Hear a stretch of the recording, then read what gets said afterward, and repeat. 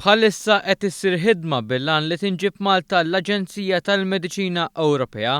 Dan qalet l-Ministru għad-Dialogu Soċjali Helena Dalli waqt it-tneddija tal-uffiċini l-ġodda tal-Awtorità tal-Mediċini fil-Life Sciences Park. Jekk ikun il-każ illi l-Awtorità Ewropea tal-Mediċina titlaq minn Londra qed nesploraw il-possibilità illi niġbdu din l-awtorità lejn Malta mhijiex xi ħaġa faċli, hija anzi hija xi ħaġa diffiċli ħafna, hemm kompetizzjoni kbira, kull pajjiż membru tal-Unjoni Ewropea jixtieq u qed jaħdem biex din l-awtorità tkun fil-pajjiż tiegħu, però aħna ma nħossux li aħna inqas minn ħadd ieħor u qegħdin naħdmu wkoll fuq din il-possibilità.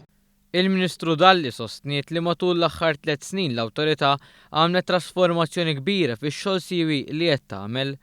Hija qalet ukoll li l-inizjattivi bħal Medicines Intelligence and Access Unit ikomplu jtejbu l-operat.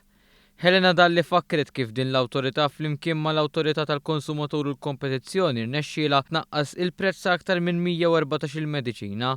L-awtorità kienet ukoll strumentali biex tnaqqas b'mod drastiku l-mediċini out of stock. L-Awtorità tal-Mediċina nieħu gost ngħid li hija storja ta' suċċess.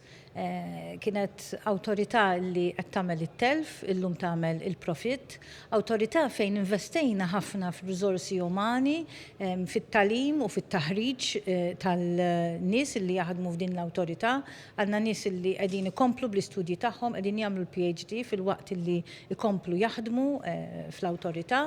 L-awtorità hija proattiva. Chairperson tal-Awtorità tal-Mediċini, il-Professur Anthony Saracino-Nglot sostna li huwa xieraq li l-awtorità tkun fil-Life Sciences Park. Nibdaw il-premises għandna post istess sostenibbli. Hawnhekk jiġifieri ġejna f'post aħjar u binqas spejjeż.